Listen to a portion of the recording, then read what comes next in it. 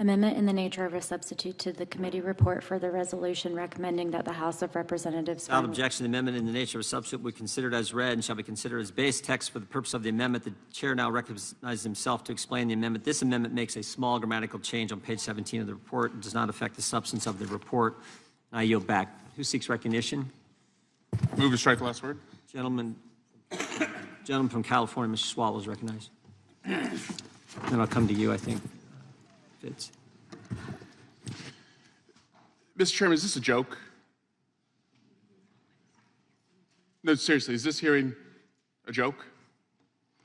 This is a committee that now cares about subpoena compliance, and we're going to hold somebody in contempt for subpoena compliance? That's really interesting because, to me, it seems like you believe we all had our memories wiped 608 days ago when you failed to honor your own subpoena.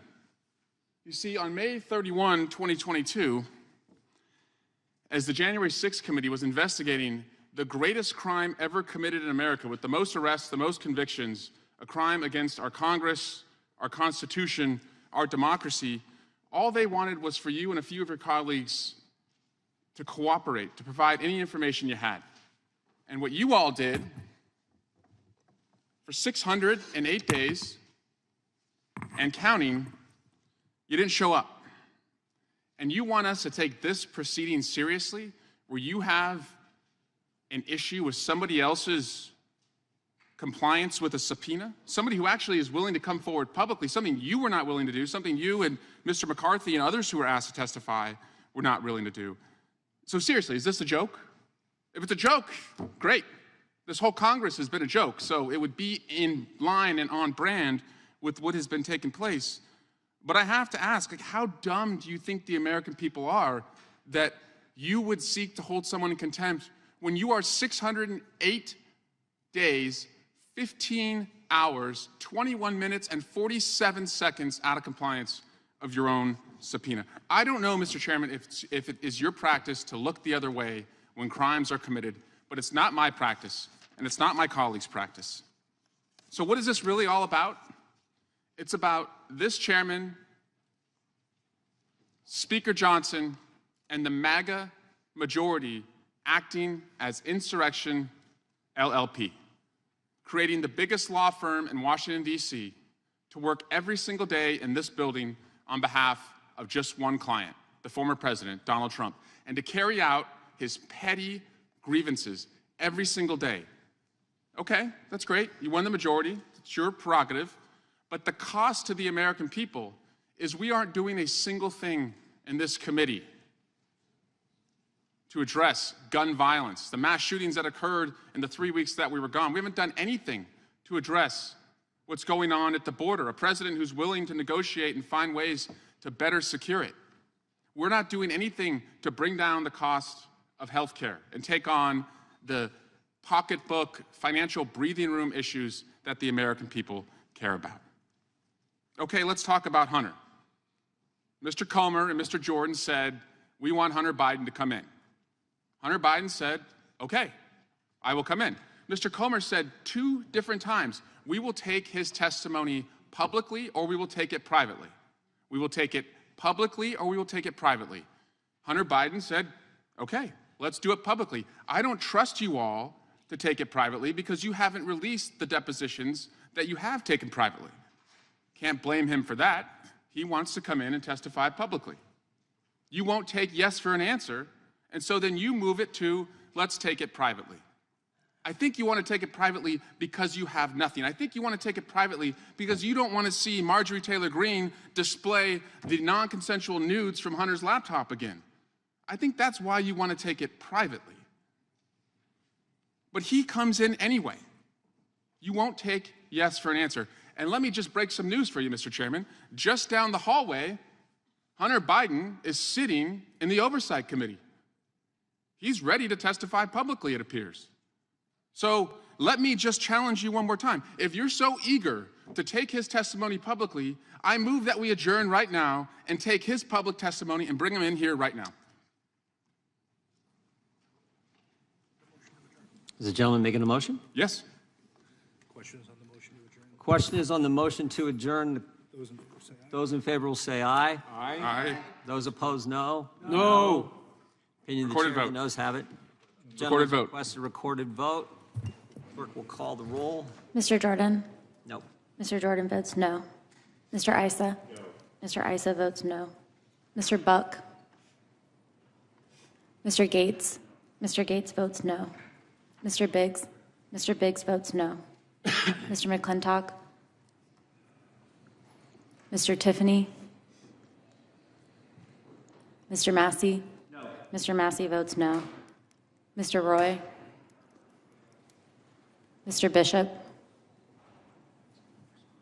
Ms. Spartz? Ms. Spartz votes no.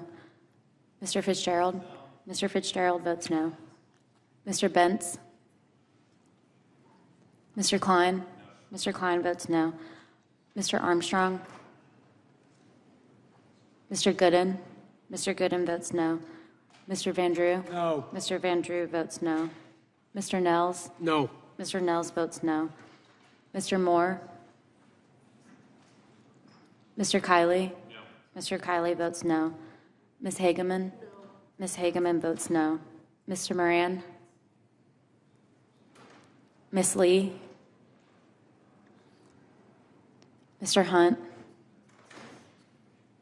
Mr. Fry? Mr. Fry votes no. Mr. Nadler? Aye. Mr. Nadler votes aye. Ms. Lofgren? Ms. Lofgren votes aye. Ms. Jackson Lee? Ms. Jackson Lee votes aye. Mr. Cohen? Mr. Johnson? Mr. Johnson votes aye. Mr. Schiff? Mr. Schiff votes aye. Mr. Swalwell? Mr. Swalwell votes aye. Mr. Liu? Ms. Jayapal? Ms. Jayapal votes aye. Mr. Correa? Ms. Scanlon? Mr. Nagoose? Ms. McBath? Ms. Dean? Ms. Dean votes aye. Ms. Escobar? Ms. Ross? Ms. Ross votes aye. Ms. Bush? Mr. Ivy? Aye. Mr. Ivy votes aye. Ms. Ballant? Ms. Ballant votes aye.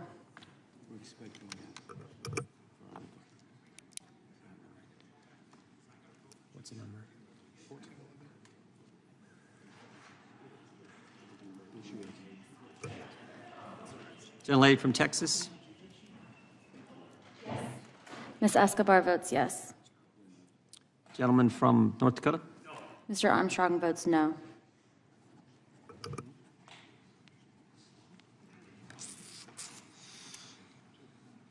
All members voted. Clerk will tally and report.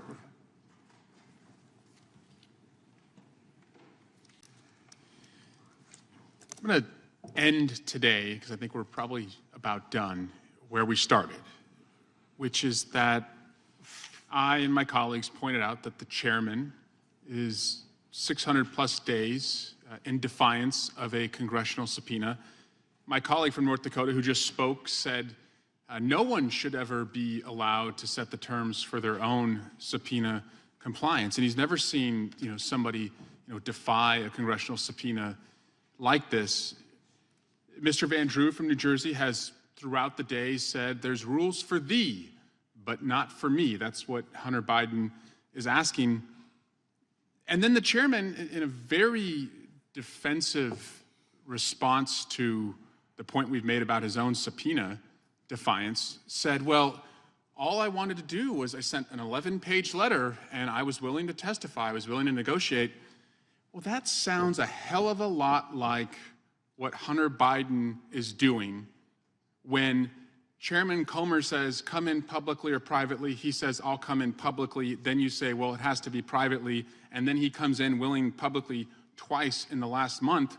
So to use Mr. Van Drew, is it rules for thee but not for me, Mr. Chairman? Gentleman yield. Is it rules for thee and not for me? Because that's what it really feels like is going on here. So again, to end where we started, it is absurd that this committee, where its own chairman is in defiance of a congressional subpoena, is holding a hearing about somebody else who actually wants to show up and testify publicly for their own congressional subpoena. Gentleman yield? Back. No, he won't. On the detail of the 7 separate statutory commands that have been consistently flouted by Secretary Mayorkas, I do think that, to your point, it is understandable when someone says the border is secure. You can't call this border secure. No. In any fairness. Now, you can call the border untenable, as Mr. Goldman calls it. You can call the border not secure, as President Biden calls it. But it's been a device. The Secretary of Homeland Security has come here and come to the Judiciary Committee and come to other committees on the Hill over and over and over again, and sat there and smugly defied this Congress to say, these committees, to say that this border is secure, so that he could continue a process of thoroughly undermining the Immigration and Nationalities Act, so that he could violate it in every particular, because it was purposeful. And it is only now that Mr. Goldman is constrained to say that the border is untenable. The situation at the border is untenable. Untenable cannot be reconciled with secure. It is not a secure border. I yield back to the Chairman. Actually, it was Mr. Goldman who said it was a humanitarian crisis several months ago when I did lay out those processes, just FYI. The Chairman yield for a quick question? You got 7 seconds. You listed out all the problems with fentanyl and human trafficking, and assuming that is correct, and assuming that the statistics about removals and fentanyl arrests and seizures are also correct, do you think the fact that we have a fentanyl problem in this country is grounds to impeach a cabinet secretary? No, I think that's the effect. The cause is saying the Congress shall detain, shall deport if there's not credible fear, and he's done none of those. You look at the deportation. What does that have to do with fentanyl? We're not going to have a debate. I'm answering the question and the time has expired. Chairman? Anybody? Mr. Magaziner, you recognize. Thank you. A lot to respond to here. Let me first start by thanking the chairman for acknowledging that Joe Biden won the election. I know that some of his colleagues on the other side of the aisle disagree with that, but I thank him for acknowledging it. And I also thank him for acknowledging the fact that President Biden and Secretary Mayorkas have shifted personnel and resources to the southern border, yet another sign that the Secretary is doing his job in endeavoring to secure the border, despite the lack of support that he has been getting from the Republican Congress. It would be even easier if they would take up the supplemental funding request for 1,400 more Border Patrol officers, for 1,000 more CIS officers that the president has asked for. But of course, this isn't about actually solving the problem for my Republican colleagues. It is about having an issue. Let's take a step back here. There is a real risk that if we move forward with this, it will open the floodgates by establishing a new precedent for impeachment based not on the Constitution. Will the gentleman yield? In a minute. Based not on the Constitution, based not on bribery or treason or high crimes or misdemeanors, but policy differences and politics. There is no legal basis here in these articles. Article 1 alleges, as Mr. Bishop said, that the Secretary has been willfully ignoring the law. He is not. Under his watch, 4 million individuals have been removed from this country. The detention centers are at capacity because he is detaining people, and he is detaining people at approximately the same rate as under the Trump administration. In Article 2, we are debating Article 2, and we are reduced to talking about, is the word secure a fact or an opinion? Clearly, it is an opinion. Clearly, questions like, is the border open or closed, is based on opinion. And clearly, as Mr. Goldman has laid out, when the Secretary clarified his remarks about operational control, he was referring to the regulatory definition, not the statutory definition. But regardless, if we open the floodgates here, earlier, before the recess, I listed 5 times that Trump cabinet secretaries were caught in obvious lies in their testimony to Congress. Are we going to be doing baseless impeachments every time there's a game of gotcha that the opposite party is trying to play? The secretary has, as Mr. Bishop noted, appeared here again and again and again. I believe that was his quote. And my Republican colleagues have been parsing every word, trying to find something that could be construed as a mistruth. If we are going to be playing that game and playing this gotcha every single time somebody comes to appear before Congress, we're going to be opening the floodgates to baseless impeachments that are going to bring our country to a really perilous place. So, taking a step back here, I hope that we can get back to debating policy on immigration and the border. I hope that we can get back to talking about solutions. But instead, we run the risk of opening the floodgates here to baseless impeachments based on games of gotcha that are going to damage our republic. Mr. Pfluger? Gentleman Now yields. Did you ask him to yield, or? I asked him earlier to yield. Okay, you're recognized. I appreciate the commentary on impeachments. I know you weren't here at the time of the last impeachment and the one previous to that, but I do appreciate the fact that you talked about baseless impeachments, and I yield back. The gentleman yields. Does anyone else want to speak on the? I'll yield to Mr. Swalwell. I have some time left. Sorry, I was going to take 5 minutes. I thought he was done. Yeah. Oh, do you want? Okay. I'll yield back then. I now recognize Mr. Swalwell for 5 minutes. When it comes to the border, you can, in Washington, admire the problem, you can weaponize the problem, you can politicize the problem, or you can do the hard work and you can try and solve the damn problem. And that offer is there. That offer was there in 2014 when 68 Republicans, some of the most conservative Republicans, worked with Democrats in the Senate to come up with a bipartisan agreement. And that offer is there now. I want to talk first about Secretary Mayorkas. Look, this guy needs a badge to come into the building. He's here so often. I mean, he's literally the most testifying member of the cabinet. And he came here for worldwide threats. And to say that the border is not a threat, I mean, that's what we're all concerned about. So if he's here for worldwide threats, of course he's going to be talking about the border. That's his job, and he did, and that's where most of the questions were about. And any shortcomings that Mayorkas may have, frankly, are your fault. He's asking for authorities to do more, to have more border agents, to have more resources.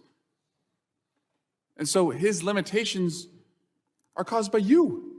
You put him in place. You won't let him do it. And anyone who wants to proceed with this impeachment but voted against a guy who incited a mob and aimed a mob at a Capitol and had all of us running for our lives, if you didn't vote for that one, I don't understand how you can stand here and say this one is credible. The border is a real issue. It is a real issue. No one in this room wants an open border, despite the accusations that are made. We want security at the border. That's why Senator Lankford, the second most conservative member of the Senate, according to the American Conservative Union, has been working with Democrats and the president to immediately solve this issue. Senator Thune, he's no rhino, I don't think. Senator Thune said that the best chance to solve any issues at the border is under President Biden. And he said it's not going to happen under President Trump. And this is all in the spirit of what President Biden has done over the last 3 years. Bipartisan infrastructure bill, bipartisan CHIPS Act, bipartisan Safer Communities Act to address gun violence, all bipartisan. And we have an opportunity to do a bipartisan border bill and address the threats that I keep hearing here every day. But it's the difference between wanting to weaponize the problem and wanting to solve the problem. And you see so many on their side. Border Patrol agents, God bless them, they're heroes. They'll seize fentanyl, and to just own the libs, they'll say, see, this is Joe Biden's border crisis. I don't understand. Were they not supposed to seize the fentanyl? Like, they got the bad guys. They got the fentanyl. And by the way, 90% of the fentanyl is coming through ports of entry. That's a separate problem. The only high crime that is happening in this room is the fact that we are doing anything but working on a bipartisan deal that's taking place in the Senate. That's the crime.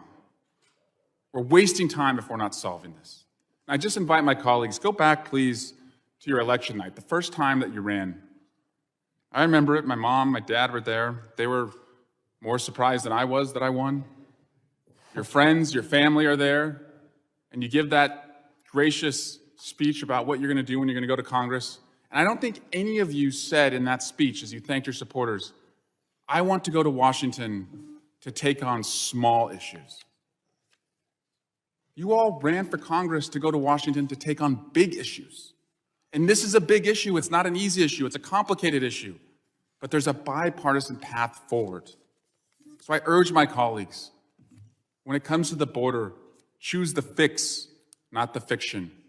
Choose the fix, not Fox. And choose the fix and not fame.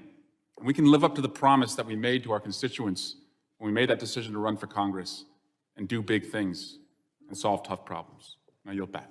The gentleman yields. I now recognize Mr. Guest, the gentleman from Mississippi, for 5 minutes on the amendment.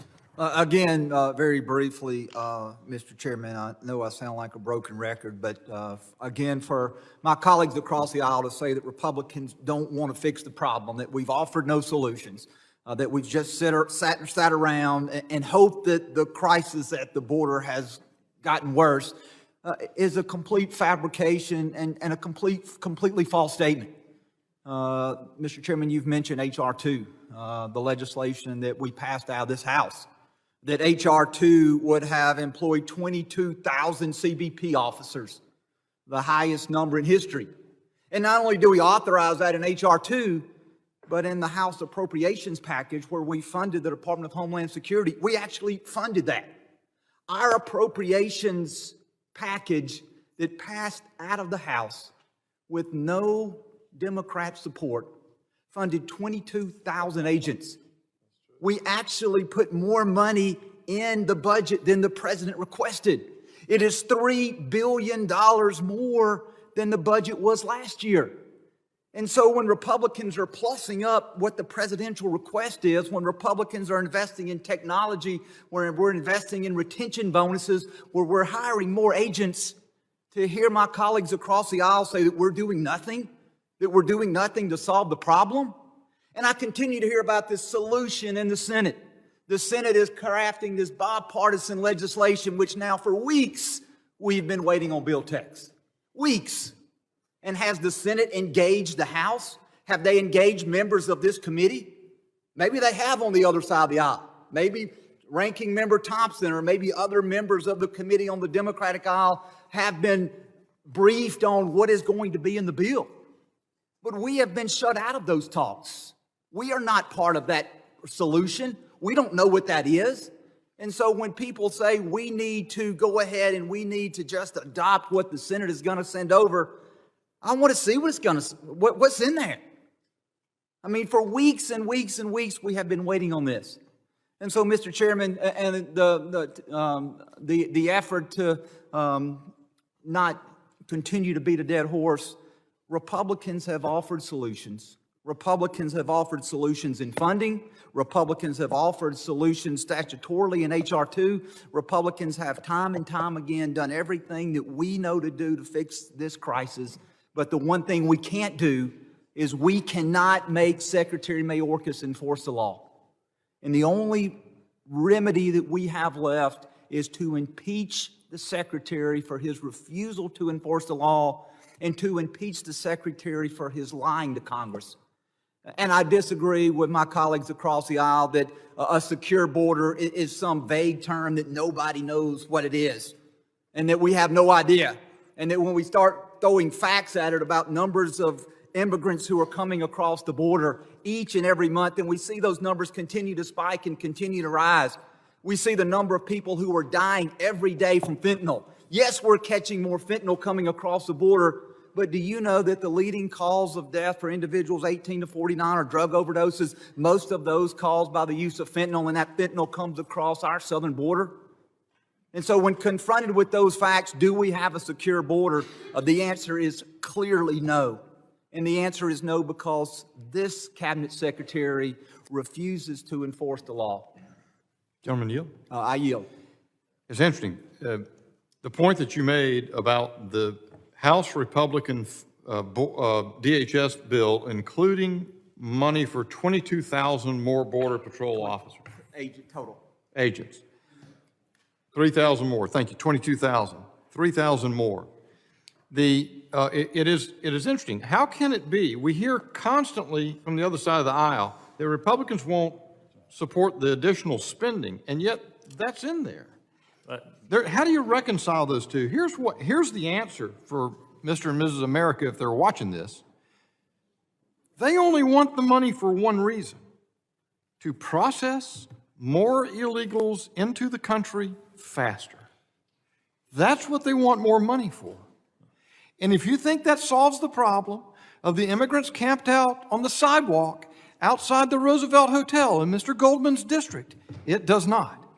It does not solve or alleviate the problems that are destroying New York City. It does not solve the problems that are destroying Chicago and Denver and so on and so forth. That ain't going to get it done. Yield. The gentleman yields, and the gentleman yields back. Is there anyone else who wishes to? Mr. Chairman. For five? Mr. Higgins, you're recognized. Thank you, Mr. Chairman. My colleague, whom I regularly disagree with, but I genuinely respect, Mr. Goldman asked earlier, could any of us identify what, I believe your question was, could any of us identify what a secure border looked like? Just to clarify, if I may. I think so. I said no two of you would I'm just one. Same specific definition, I'm which is gonna what try is and give you an required answer. for a false statement. I'm going to try and give you an answer because it's pretty clear. You ready? 2019. That's what a secure border looked like. The third and fourth quarter of 2019. I skipped right over 2020. I'll give you all that because COVID interrupted the cartel operations. So we're going to skip those numbers. Let's go to pre-COVID numbers. Third and fourth quarter, 2019, 554,872 Southwest border CBP encounters. You had more than that in the last 2 months under this administration. How much money did we spend? Listen to me, America. The total budget for DHS in 2019 was $81 million. 81, that's a lot. I can't read this, my staffer. You got too many numbers here. Okay, here you go. Because I got 1 trillion numbers here. I know this wasn't. Is it 81 billion? Basically, we spent 81 billion. Listen to me. In 2019, we had the cartels on the ropes, and we spent 81 billion. Last year, they rolled over us. We're losing our country, and we sent DHS 101 billion. We spent more money, a lot more. In the Biden administration, we're giving it to Mayorkas. He's supposed to be the expert. I mean, honestly, what does President Biden know about securing the border? That's why he hired a Secretary of the Department of Homeland Security. He hires this man, it was his 22 years of service. It's his first 19 we were fine with. These last 3, he's been destroying our country. And we're giving him more money to do it with.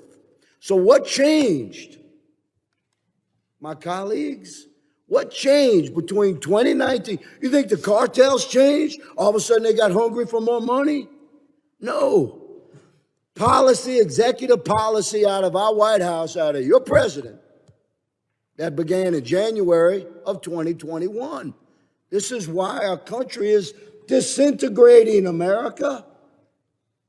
And who's ultimately responsible for that? The expert that President Biden hired. That's who we're impeaching today. Because we asked him to resign, we asked him to correct. He quite pompously and arrogantly rejected all of that and kept coming before this body and our colleagues in the Senate and tell them everything's cool. Will the gentleman yield for a question? I'm going to yield back to the chairman, if you don't mind, my friend, Mr. Goldman. Do any other members? Ms. Titus, you're recognized for 5 minutes. Thank you, Mr. Chairman. But first, I want to just be sure that we understand what we're talking about the border being controlled by the cartels. You're suggesting that the cartels are controlling both sides of the border, and it's this nightmare. I'd like to quote for you Raul Ortiz, who is the chief of the U.S. Border Patrol. I will tell you that in certain areas, the cartels control an awful lot of the southern border south of the United States. They are not in the United States, they are south of the United States. And then you have Chief Patrol Agent Aaron Heike from the San Diego sector saying it's correct to say that the cartels don't actually control any land on the U.S. side of the border. So when we talk about the cartels controlling the border, let's be sure we tell the whole story. But it's not surprising that only tell part of it, because the hypocrisy of the people on that side of the aisle has just become so egregious over the course of the day that nothing surprises me. You sit here self-righteously attacking Mr. Mayorkas and saying he's not abided by the law, I guess the immigration and nationality law. He's lied, he's willfully done these things as though he has some personal motive for seeing the cartels bring in more fentanyl. He's broken the law, and that's why we've got to impeach him. So I would ask you, if somebody was accused or indicted or convicted of rape, would you think they broke the law? How about fraud? How about sexual harassment? How about sedition and subversion? And let's don't forget tax evasion. Do you all think those are laws that if you do those things, you've broken the law? Well, of course you have. And yet your candidate for president, who not a one of you have condemned or stood up and said, no, I'm not going to support that guy because he's broken all these laws. I hadn't heard you say it. You're fine to go down the path with him, but you want to attack Secretary Mayorkas for doing the best that he can and not violating any such laws as this. And Will the gentleman yield? I yield, Mr. Thank you very much. My friend from Louisiana, I have a question for you, if I may. I may not get the data right, but I believe you said that in the third and fourth quarter of 2019, there were approximately 500,000 encounters at the border. Is that right? And then over the past 2 months, there have been many more encounters at the border? So is it your view that more encounters at the border means that the Secretary of Homeland Security is doing a worse job? The gentleman allow me to respond? Yes, please, I yield. Yes, sir. My perspective is likely quite different from yours, good sir. I'm a cop, and my data comes from boots on the ground. The effectiveness of our law enforcement operations under President Trump was a well-run machine because of I understand. I mean, I don't want to get into like a whole long thing. The only question I had, if I could reclaim my time. Coming in our country. If I could reclaim my time. The only question I'm asking, and the point I'm making, is you're trying to make an argument that more encounters at the border means that our border is less secure. Yes. But what it actually means is that the men and women of the Department of Homeland Security are doing a better job of securing the border. Because you have more encounters with slightly more resources, as you said, which is on a pro rata basis doing a better job. So I'm glad, though, that my colleague from Louisiana has determined that secure, as included in Article 2 of the impeachment, is defined as the third and fourth quarter of 2019. So now we all know that that is the definition of secure that Secretary Mayorkas lied about when he said it's secure, and it's not what it was in the third and fourth quarter of Representative 2019. I will yield to Mr. Magaziner. 78% of southern border encounters were detained under President Trump. That's a pretty good number, 78%. 78% also during the Biden administration. It is the same percentage. Tom. Mr. Swalwell, thank you. They've got nothing. That's what we just witnessed for the last hour. One of their witnesses has been indicted for working with Russian intelligence. Another witness has been indicted for working with Chinese intelligence. Another witness is serving a 14-year felony sentence. This is 4th and 20 on their own 10, and they don't have Patrick Mahomes. You're going to see the greatest sack ever when you get the transcript from this. But what's really embarrassing, and I use the word secondhand embarrassment because that's what we witnessed in there, is they're so desperate to humiliate the president that they started asking the president's son personal details about a divorce that happened almost 10 years ago. That's where this has been reduced to, and they're doing all this, by the way, when we're just days away from the government shutting down.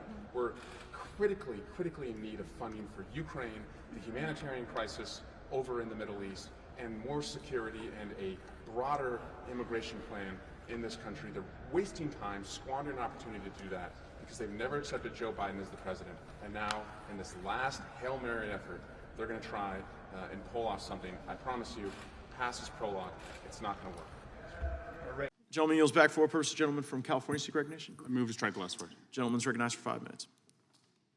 Have you all lost your minds?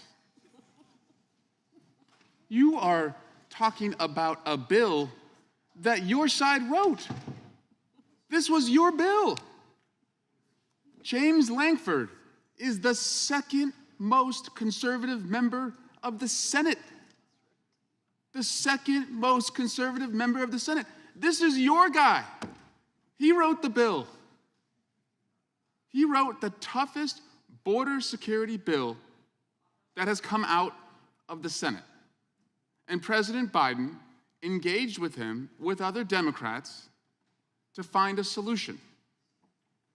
Because they're in the solutions business. And you're in the chaos business. So let me bring everybody back to reality and give you a little history lesson. The reason you oppose the bill is not because you have any policy issues with it. It addresses everything that you've been talking about for the last couple of years. Because all I have heard from any of you is noun, verb, border. Noun, verb, border. That's all you know. And then you get a border bill from the second most conservative member of the Senate, and let me tell you why you oppose it. You oppose it because Donald Trump opposes it. That's it. That is the simplest explanation. Occam's razor. The simplest explanation is the correct one. Donald Trump opposes it because Donald Trump wants to be president, because Donald Trump has 91 felony counts that he's facing, and the only way that those go away and he is not held accountable is if he's president.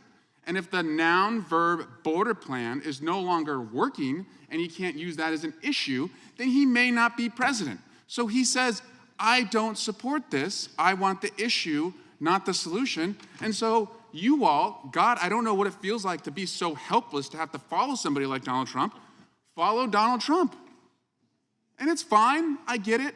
You must see yourselves as so very tiny and so very small when you look at Donald Trump. And he's so big that he looms so large over you that you would do anything that he says to support him. But that is the reality. This is not a policy dispute. 22 patents to any of Joe Biden's children while Joe Biden was in office. I did not. Did you ever observe the Chinese government, did you ever observe Joe Biden ever own or operate any hotels while he was in public office and take millions of dollars from foreign governments? I did not. Did you ever observe Joe Biden employ any of his children or their spouses in the White House as vice president or president? I did not. I can't speak to that. Did you ever observe, while observing the Bidens install a family member to be the co-chair of the DNC? I'm sorry, ask the question again? Did you ever observe that Biden's install a family member to be the co-chair of the Democratic National Committee? I did not. Did President Biden or anyone in his family take $2 billion from the Saudi government? Not that I'm aware of. Did President Biden or anyone in his family get fined $355 million for tax fraud? Not that I'm aware of. Mr. Parnas, as you've observed Mr. Bobulinski today and his fealty and dedication and loyalty to the Trump family, is that something you recognize as somebody who was also in that cult before? Absolutely. Is there hope for our man Tony here? Very little, I think, until he hits a brick wall. And in your experience, on a scale of 1 to 10, how eager was the Trump campaign in your interactions to manufacture dirt on Joe Biden? 1 to 10, 10 being the highest. 10 plus. 10 plus. Would it surprise you, Mr. Parnas, that the Russians and in their disinformation campaign outlets have often cited Chairman Comer's testimony and allegations against the Biden family to make their own allegations against Joe Biden? No, it doesn't surprise me because that's exactly what they want to happen. Mr. Chairman, it's over. It's over. It's time to pack it up. And I want to give you the top 10 reasons why impeachment is dead. Number 10, your key witness today is testifying from the slammer. Number 9, key evidence of a bribe that you all relied on. The guy who said that has been indicted for lying about that bribe, and he's a Russian asset. Number 8, another key witness has been indicted as a Chinese agent. Number 7, during the Hunter Biden interview, Mr. Chairman, you didn't even stay for the whole time. Number 6, Chairman Jason Smith didn't show up at all to the Hunter Biden interview. The same day, number 5, Darrell Issa said it's a big nothing. Number 4, today Jim Jordan began his remarks not by relying on any evidence for this investigation, but he went off attacking the DOJ about what they're doing with the Catholics.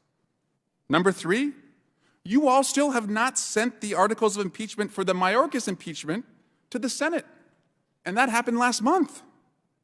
Number 2, you're now talking about a criminal referral, but if you had evidence for a criminal referral, then you have evidence to impeach somebody for high crimes and misdemeanors. And number 1, and I'm sorry to say this, Fox News isn't even carrying this today. In fact, one of their anchors, as they broke away 10 minutes in, said, this is the same hearing over and over and over. At what point are you going to fish or cut bait? So I just have to tell you, it's over. Impeachment's over. Dunzo. Bye-bye. Rigor mortis. Lights out. Curtain drop. Mic drop. Peace. Adios. Sayonara. Au revoir. Or a language that you all understand, Doi Sivdanya. Did I say that right, Mr. Parnas? Yes.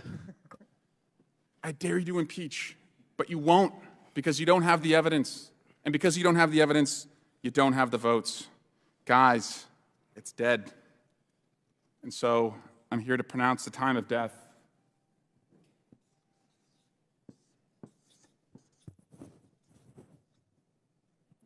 $5:16. Say it in Chinese. Impeachment is dead. 5:16. Biden impeachment's dead. Joe Biden has been acquitted. Gentleman's time's expired. Chair now recognizes Ms. Luna from Florida for 5 minutes. Mr. It is my understanding that this reporting requirement is already required, so I believe that this is redundant. But there's just a few points. I'm not opposed to this amendment because we already have a requirement of reporting sexual abuse perpetrated against any athlete to the appropriate local, state, or federal authorities. But there's a couple of points that I would make in response to the statements made by the proponent of this amendment. When you talk about sexual abuse against women, one of the things that we have repeatedly heard about is women athletes being forced to undress in front of men who are in their locker room. We have heard about this mantra of please be kind and compassionate. I don't understand what is kind or compassionate about forcing female athletes to share locker rooms with male athletes. I don't understand why we are talking about the sexual abuse of women and then immediately turning and pivoting to the idea that that's happening against men. It is happening against women. We're all opposed to the sexual abuse of women. But one of the things that is being reported with men participating in female athletes is the sexual abuse aspect of this. I do not believe that it is kind or compassionate to erase biological women and girls and pretend that they are the same thing as a man who claims to be a girl. I do not believe that that is kind and compassionate. I do not believe that it is kind or compassionate to allow men and boys to dominate women's athletics. I do not believe that it is kind or compassionate to deny a girl a college scholarship because a boy was faster and stronger. I do not believe that if you read the bill that is at issue here, all we have done is to not define female and male and simply state that this bill, it would prohibit a person whose sex is male from participating in an amateur athletic competition that is designated for females, women, and girls. That is the only thing that this bill does. This is not a bill about transgenderism. This is not a bill that attacks the transgender community. It is about protecting women and girls in women and girls athletics. That is all. There are biological differences between girls and boys, regardless of what someone may claim that they are. All this bill does is make sure that we are being kind and compassionate to our female athletes. But if you believe that there is a need to include this amendment, I'm not opposed to it, but we need to stop attacking us, stop attacking Republicans simply because we're trying to protect women and girls. We are very sincere in our belief that it is critically important that women and girls are able to access and participate in athletics. We believe that it is incredibly important that 13-year-old girls are able to play volleyball and basketball without the risk of being injured by a man or a boy. We are entirely sincere in protecting our families of girls and women who do not believe that their girls and women should have to compete against boys and men.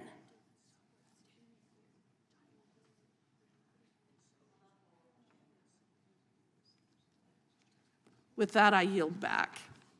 Gentlelady yields back. Chairman, I just want to confirm that the amendment is accepted. Yeah, I got to call the question, I think we should adopt the amendment too. I think that's generally understood. All those in Move to strike the last word. Oh, gentleman from California is recognized. I guess it's a good thing that some folks on the other side are now interested in what happens in a locker room, and we're not going to look the other way. Okay, I'll accept that. But this is something that is not a thing. It's not a thing. We have things happening in our community that are a thing. Kids getting mowed down by assault rifles at their school, that's a thing. Young women in their community having IVF treatments banned, that's a thing. Women being forced into government-mandated pregnancies, that's a thing. And those are all things that we can address in this committee. But okay, I'll play out this exercise with y'all. How are you going to enforce this? I know I'm yielding to somebody over there. Tell me, how are you going to enforce this? This is an on-demand gender check that you want to be a part of now. So who's enforcing it? Is Mr. Jordan enforcing it? Mr. Gates enforcing it?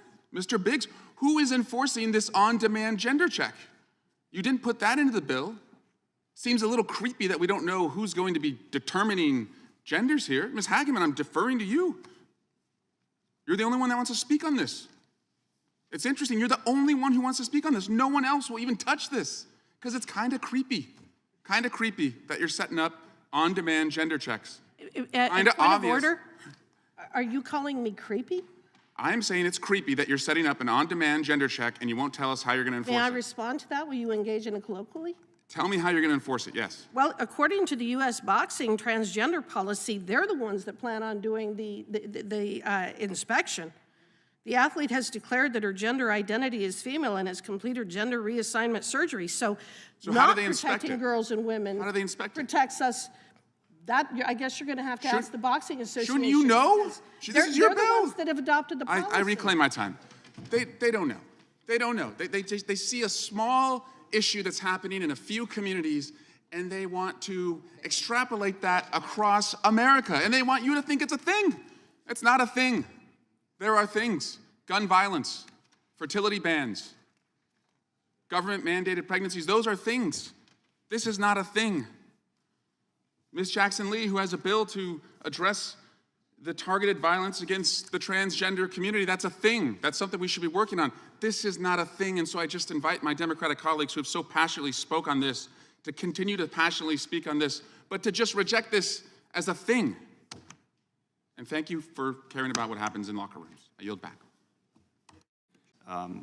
Mr. Swalwell is recognized for 5 minutes. In the Department of You Can't Make This Up, the chairman of the whole committee is approaching 700 days being out of compliance of a subpoena that was issued to him. He was a witness to one of the greatest crimes that has ever occurred in America, the attack on the Capitol on January 6th, spoke to the president at the time multiple times, was asked by a bipartisan committee investigating that crime, where hundreds of people have pleaded guilty, not were found guilty on their own, pleaded guilty. Others were found guilty. The chairman was asked to cooperate and tell the bipartisan investigators what he knew, and we're approaching 700 days in where he refuses to do that. So the fact that you are here, you are doing more than the chairman of the whole committee is willing to do. You're willing to answer questions and engage in a helpful dialogue. Would you agree, Secretary Buteau, that if the Republican majority would just prioritize for you what they needed, that would be more helpful than just sending scattershot subpoena requests? Thank you, Ranking Member Swalwell. I think it is always helpful when we are able to triage and prioritize requests, particularly when an individual letter may request 10 different things that may live in 10 different places within the department. They do tend to start piling up. And Secretary Gordon, would you agree? It is more helpful when you prioritize rather than hit send with a scattershot list of requests? Ranking Member Swalwell, it is always helpful to understand the priorities of the committee. It is also helpful for us to be able to share back expectation setting based on those priorities. And I know you're trying to do that. I'm just going to go out on a limb here. I think they may be trying to draw the foul. I think the approach here is to over-request, to overkill on their search for documents and put you in an impossible position where you can't comply and they're unwilling to prioritize what they want. And then they bring you here and again, now it's the foul. You can't keep up with the overwhelming request of nonsense that's coming from them, and they won't prioritize, and then they want to try and dirty up the administration and say, well, they're not complying, they have something to hide. But actually, Secretary Buteau, from the requests that you've received, is it true 87 letters have come from just this committee? Ranking Member Swalwell, that's correct. And in response to those letters, the Department of Homeland Security has participated in 10 transcribed interviews, is that right? Yes, sir. And there are 2 additional interviews scheduled for the future, is that right? That's correct. And can you confirm that the records for individuals on the terrorist screening data set have been made available to this committee's staff for nearly 300 cases? We have done in-camera review and briefings on that subject matter, and I know that this is an ongoing conversation, but I believe that number is accurate. And Secretary Egorin, despite the majority's unwillingness to prioritize what they want, is it true that you've provided the committee with more than 12,000 pages of documents in response to their requests? Congressman, we have provided 1,400 pages in production as well as an additional almost 4,000 pages of in-camera review. I would also like to emphasize in your terms of prioritization, the other thing is we have received inquiries from 17 different committees, both in the House and Senate. So when we talk about prioritization, it's prioritizing for this committee, but it's also understanding the larger context of oversight within the 118th Congress. Thank you. Yield back.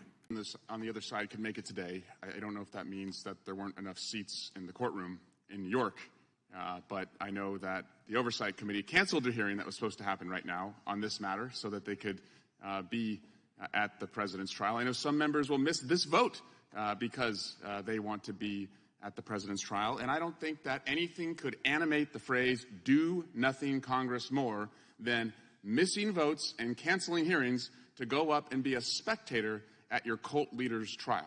That is the definition of do nothing Congress. But I'm here for a celebration because, let's raise a glass, it's been about 2 years this week.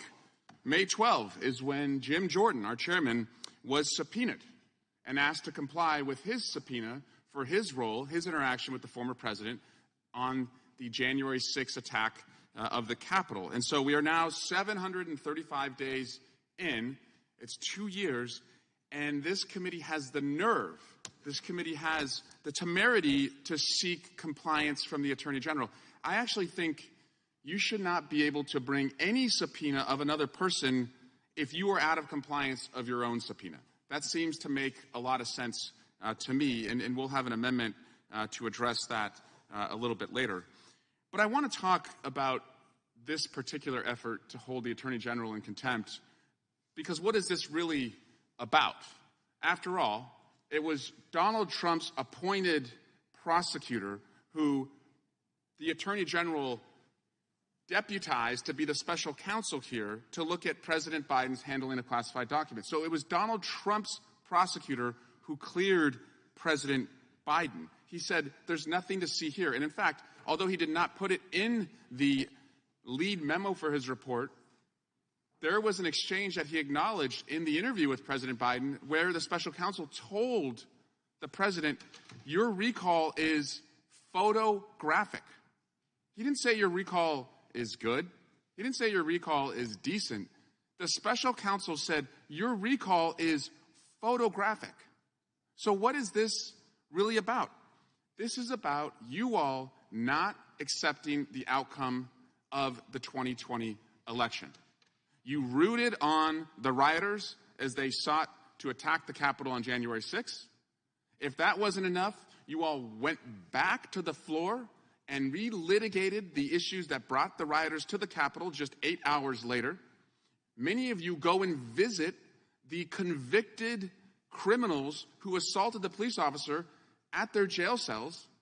And during Police Week, as a bunch of officers yesterday testified in the Homeland Security hearing that those officers are heroes and those rioters are criminals, you call them hostages. And the former president calls them hostages. So this is entirely about not accepting the outcome of the January 6th vote here, rooting on the rioters, and doing everything you can to try and affect the outcome of the upcoming election. And so then I thought to myself, is there like a parallel? Is there another investigation where your side was completely incurious about what that investigation yielded?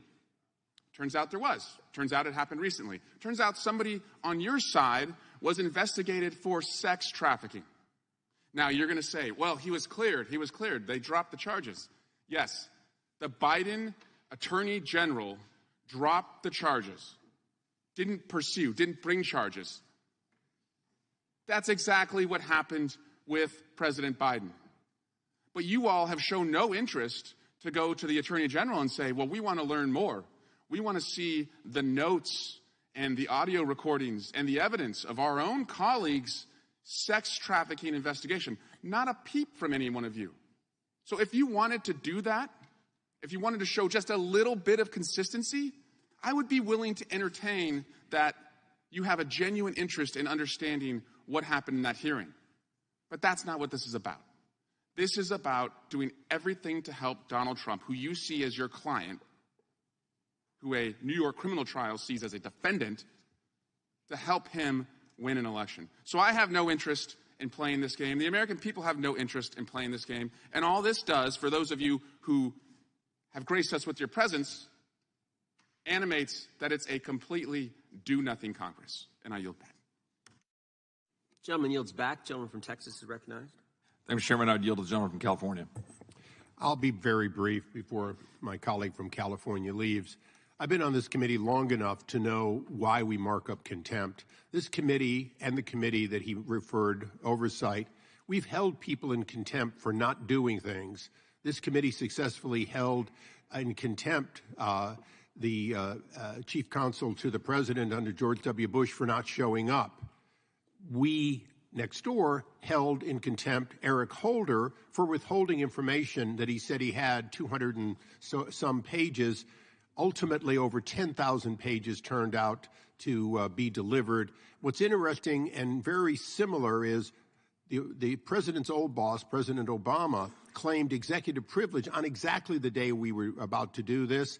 And ultimately, none of those 10,000 pages stood the test under a judge appointed by President Obama for executive privilege. So the false claim of executive privilege today is just as much a ruse as it was under President Obama. And that's the piece of history that I hope my colleagues will observe as we hold this Attorney General in contempt. And I thank the gentleman for yielding.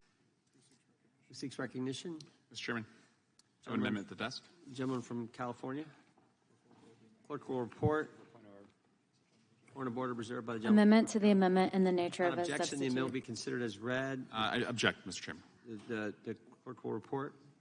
Amendment to the amendment in the nature of a substitute to the committee report for the resolution recommending that the House of Representatives find Merrick B. Garland in contempt of Congress for refusal to comply with the subpoena duly issued by the Committee on the Judiciary offered by Mr. Swalwell of California on page 6 at the end of the paragraph that begins, quote, to further the committee's constitutionally mandated oversight and legislative duties, end quote, insert a new sentence which reads, quote, however, taking into account that multiple members of this committee, including the chairman, remain out of compliance with subpoenas issued to them by another committee of the House of Representatives, no member of Congress will be permitted to vote to hold any other person in contempt of Congress until such time as they provide the testimony that has been required of them regarding their participation in the planning and execution of the events that took place on the United States Capitol on January 6, 2021, end quote.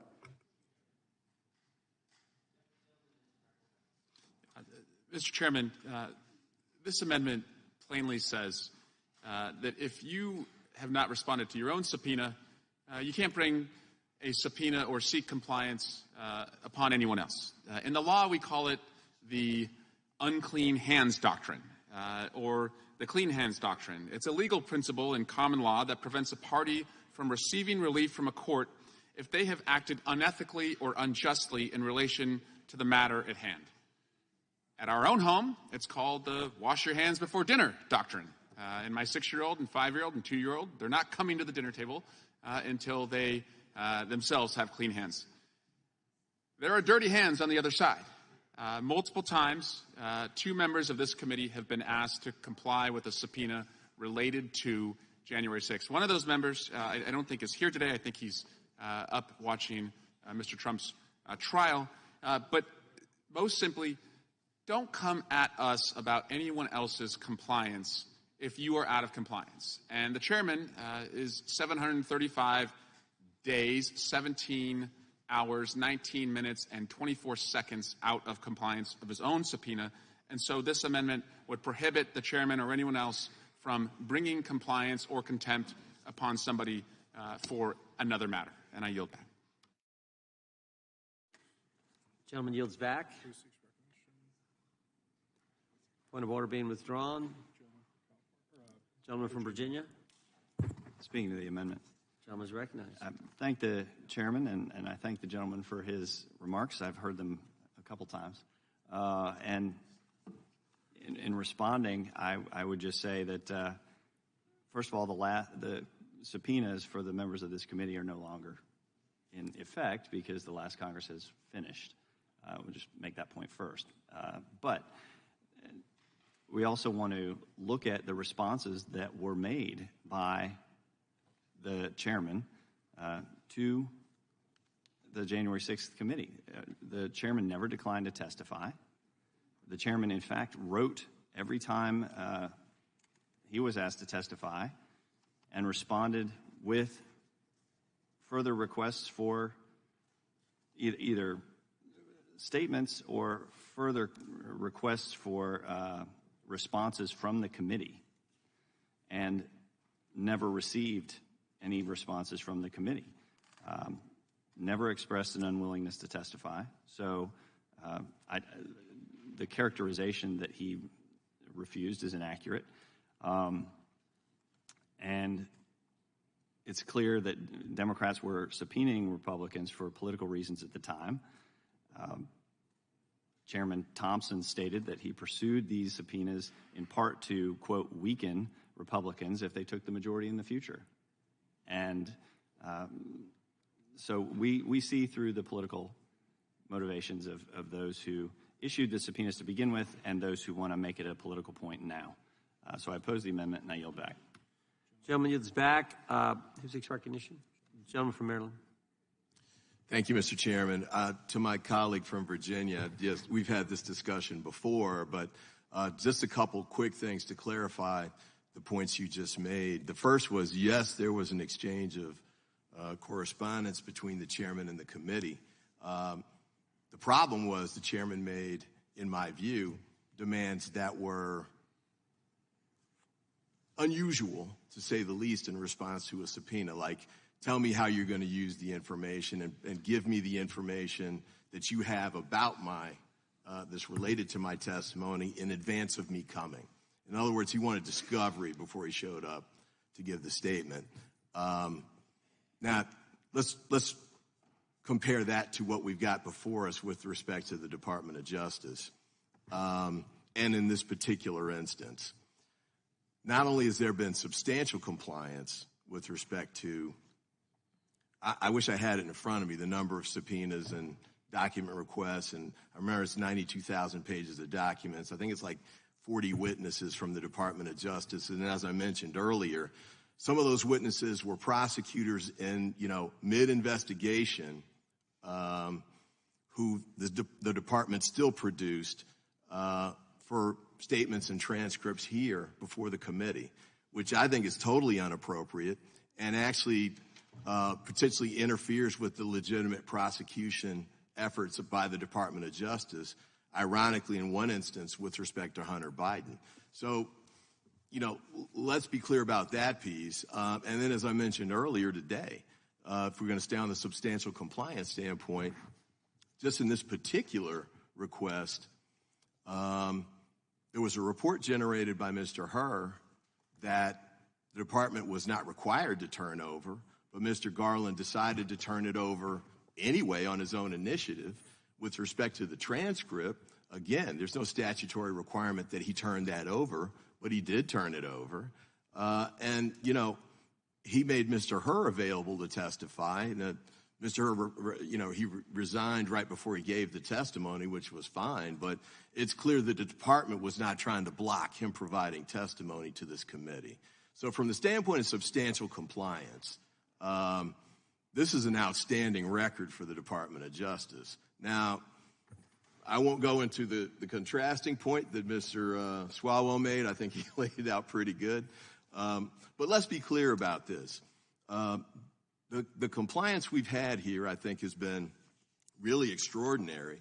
The executive privilege claim, which was raised by the department, again, really has not been addressed, certainly not on the legal merits by the Republicans in this committee.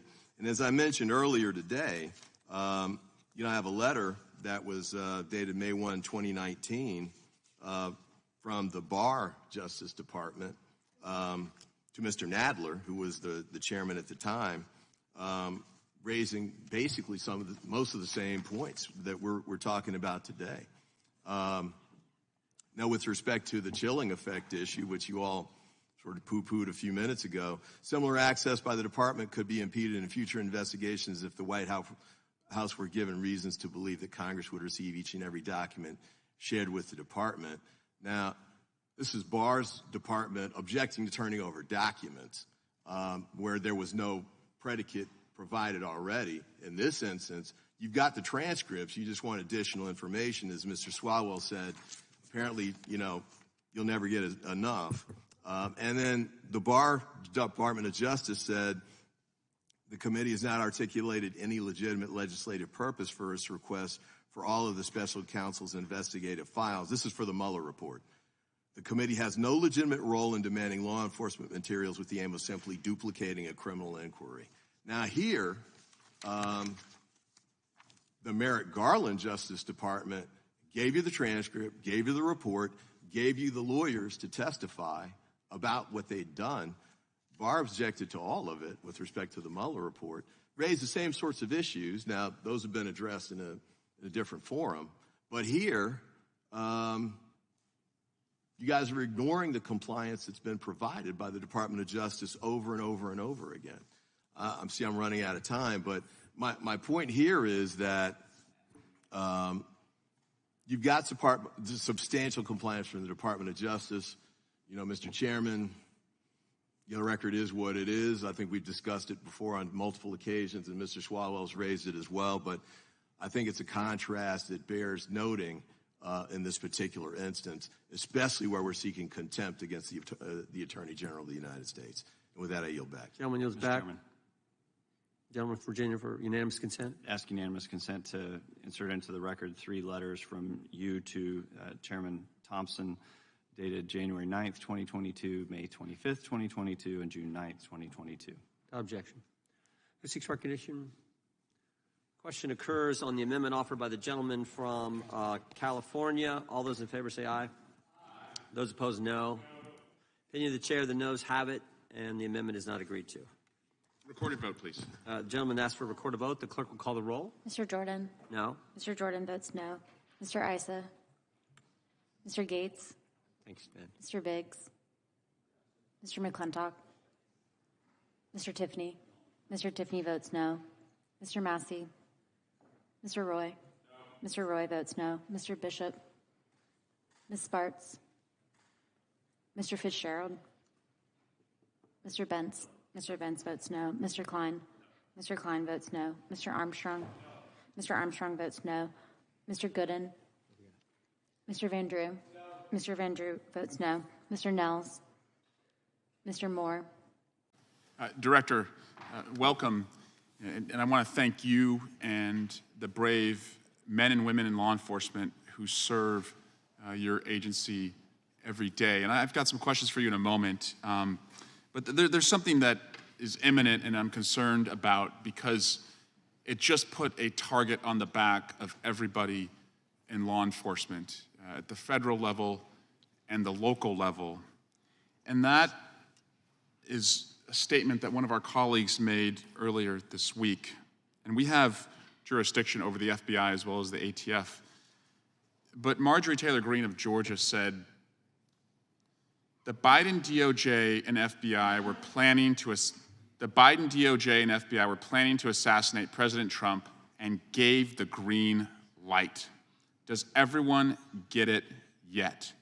What are Republicans going to do about it?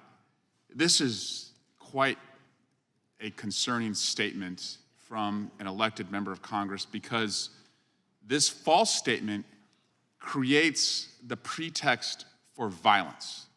It suggests to Americans, who, by the way, are armed to the teeth, we're a country where the most dangerous people have access to the most dangerous weapons, and it suggests to them that their own government and the people who wear the badge are out to assassinate the former president. And I just want to first clear up this falsity, and the FBI this week has issued a statement to do that. But first and foremost, the search at Mar-a-Lago, the former president was not there. And that was intentional. So if there was an effort to assassinate the former president, they went at a time when he was not there. Second, the former president was actually treated better than most people during a raid because the FBI didn't go in with their raid jackets. They wore polo shirts to show a little bit of respect to the former president and not make it a raid-like environment. Third, standard use of force procedures were followed during that search as they were followed in every search, including, fourth, the same search procedures and use of force policy that was used to retrieve documents at President Biden's Delaware residence. This is a pretext for violence, and I will yield to any of my colleagues who will join me in condemning it.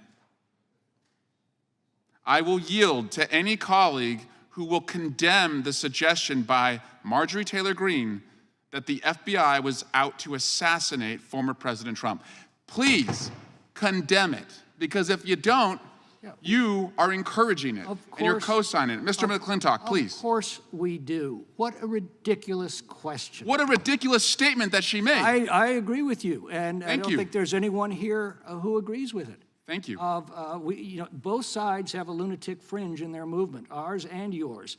And frankly, I find yours far more frightening because I've never heard somebody suggest that the FBI was trying to assassinate a former president. I do appreciate, Mr. McClintock, you condemning. I would welcome anyone else who would condemn that. And we'll make this clearer when the Attorney I would General also, however, condemn the instructions and to reclaiming use my lethal time, force reclaiming my time, in such an operation, reclaiming or my time, conducting such Director, an operation at all. reclaiming my time. Director, the former president stated last week at an NRA convention that every single Biden attack on gun owners and manufacturers will be terminated on my first week in office, perhaps my first day. I have a 7-year-old, a 5-year-old, and a 2-year-old. What does this mean for parents in America as it relates to whether our kids are going to be sheltering in place and hiding under their desks for the rest of their time at school, if this were to happen? Congressman, I can't and won't get involved in electoral politics. What I said in my opening statement, though, I think hopefully people from all sides of questions can agree on, which is we see progress being made. We see violent crime going down. We have a strategy that appears to be working. My hope is that we can all come together, and maybe there's policy disagreements on different things. We can all come together, though, on the fact that we are driving down violent crime all over this country and double down on the strategies that are working. That's my hope. The things that are working, let's stick with, because the numbers show that real lives are being saved. Thank you, and I yield back. Chairman, I also submit the pleadings in the case of Judicial Watch versus U.S. Department of Justice. Objection. A document entitled DOJ Claims Unprecedented Deep Fake. Objection. Transcript tampering. DOJ says written record of Biden interview with prosecutors omitted words. Objection. DOJ refuses to release audio of Biden and the Her interview. Objection. The gentleman from California is recognized. Before anyone else on the other side saddles up and gets on their high legal horses, I just want to remind the committee that the chairman is 754 days into his own subpoena defiance. Mr. Attorney General, last week it was reported that House Ethics Panel subpoenas DOJ for Gates records. It was a May 14, 2024 political piece. I'd like to submit it to the record with unanimous consent. Without objection. I just want to get this straight.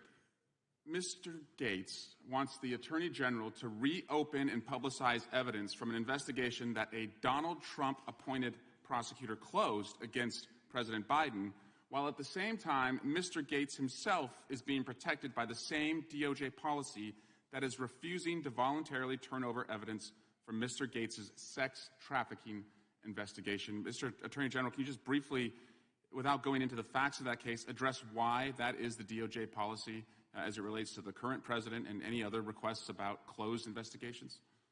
Yeah, without referencing any case, we try to protect the law enforcement files of the Justice Department so that in future investigations, people are willing to cooperate with us. We understand Congress's concerns, and we have an obligation to assess whether the information that we've provided is sufficient to accommodate the legitimate needs of the Congress. All of the reasons that Congress has given us for why they need the audio are satisfied with respect to the tapes. That is, all of the legitimate reasons given, the reasons that relate to legislative work of the committee. As to that, we've accommodated by providing the audio. We provided Mr. Herr's testimony in full, and we've provided Mr. Herr's testimony report. We've gone as far as we can go to accommodate. We're trying to protect our ability to do investigations in this case and in any other case. Mr. Attorney General, let's set the facts straight here. And my job is to kind of lead an intervention for my colleagues. I think they need it. The Attorney General did not prosecute Donald Trump in New York. It was the result of Donald Trump's choices. Donald Trump chose to live in New York. He chose to commit his crimes in New York. He was afforded a right to be tried by his neighbors, jurors, in New York. He chose that jury in New York, working with his counsel, and they chose to make him a 34-time over convicted felon. But some of the choices the department has made in the recent years is that the president that was first appointed, that Donald Trump appointed the U.S. attorney who is investigating the current president's son. Donald Trump appointed John Durham, who investigated the wild claims made by this committee during the Russia investigation. And Donald Trump appointed Robert Hur, who was kept on by the Biden administration. Also, you have the right in our country to aid yourself in your own defense and talk to investigators. You also have a right not to. Mr. Attorney General, did Donald Trump sit down for an interview in the Mueller investigation? I actually don't know, but I'm not going to comment on other investigations. He didn't. Did he sit down for an interview with investigators prior to the January 6th indictment? I'm not going to comment on He didn't. He also didn't sit down for an interview with investigators in the classified materials indictment, but President Biden did sit down for a voluntary interview with Robert Hur. A jury can't hold it against Donald Trump that he did not testify in his own defense in New York, but he promised everyone else in the country that he would. You can hold it against Donald Trump that he did not testify when you consider whether you should so blindly follow every wild claim that he makes. My colleagues, none of this today that you are bringing makes sense.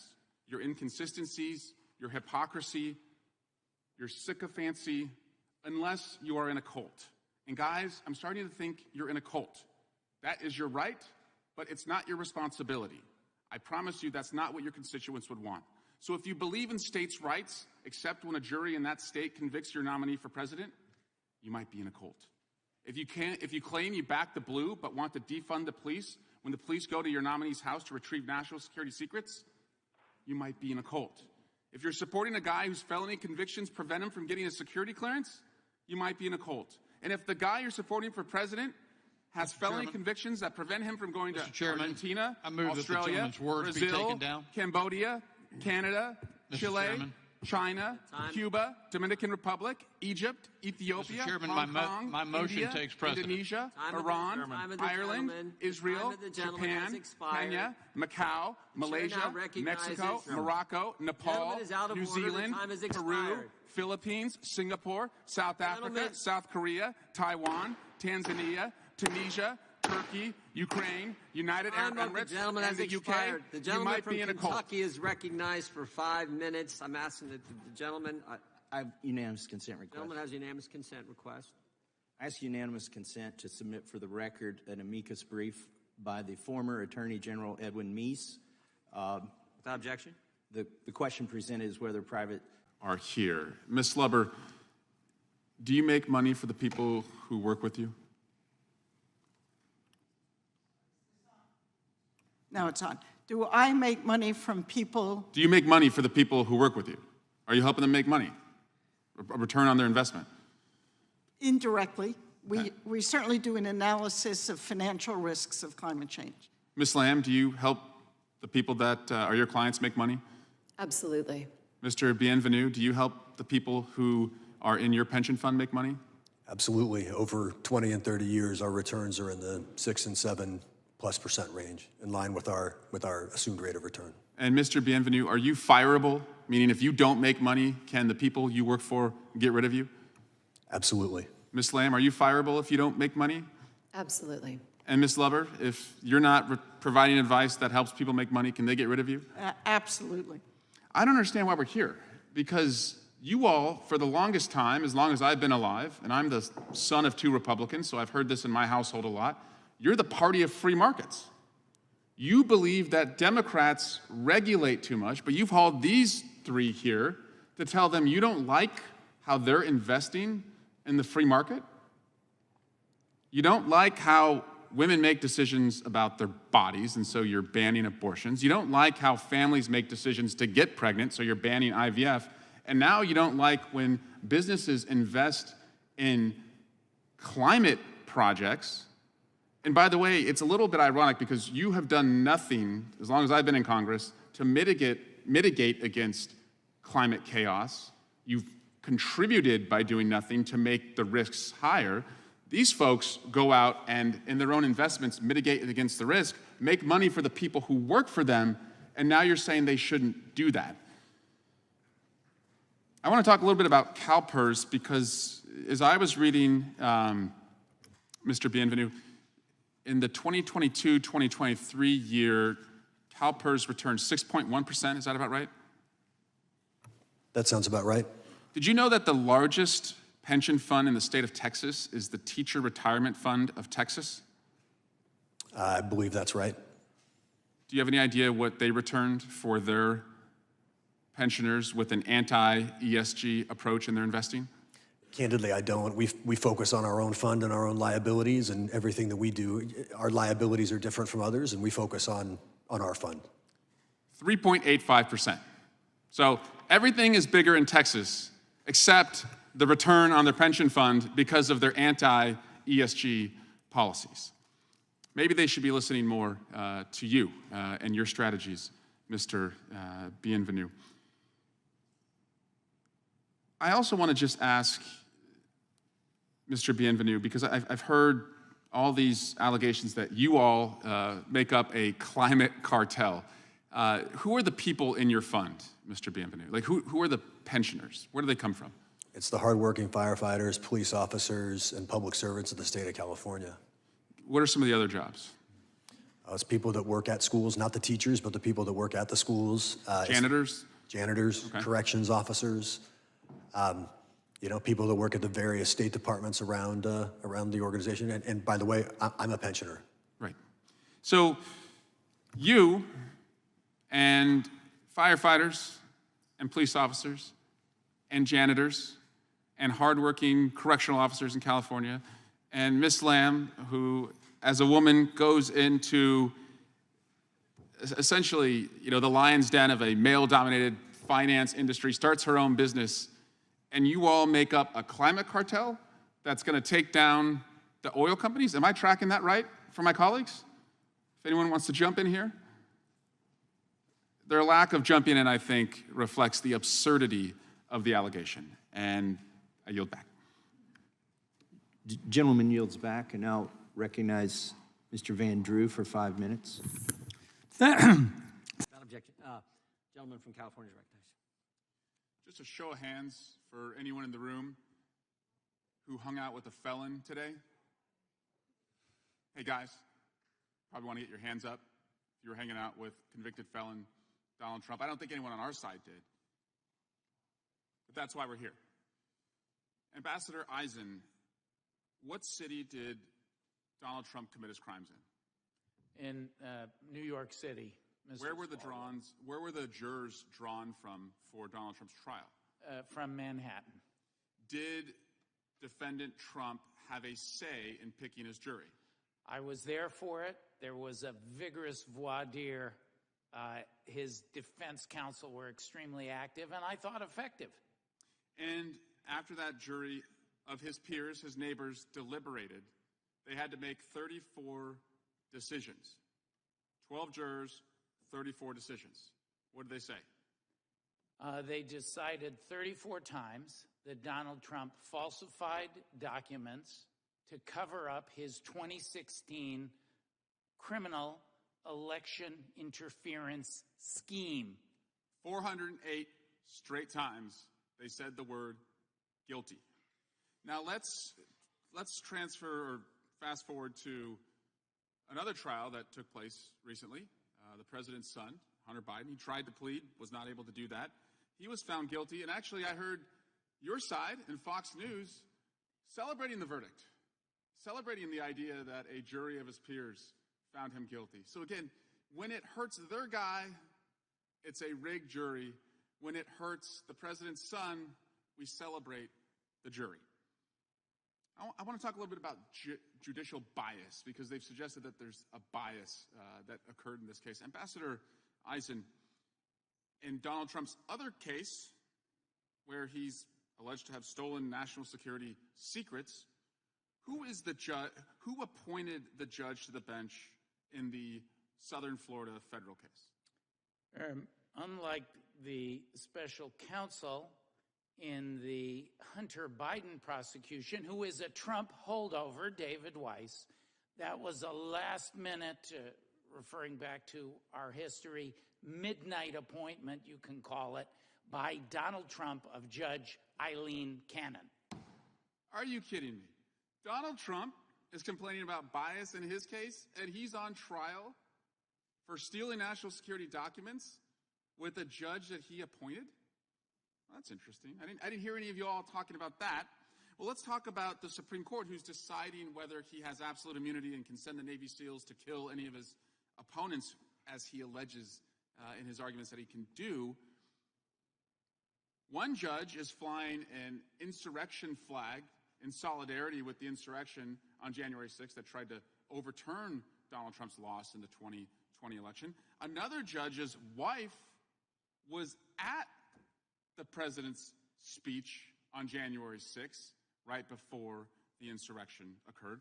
But Ambassador Eisen, I want to talk about, now that he's a convicted felon, declared 408 times guilty by his neighbors, are convicted felons allowed to hold a security clearance? No.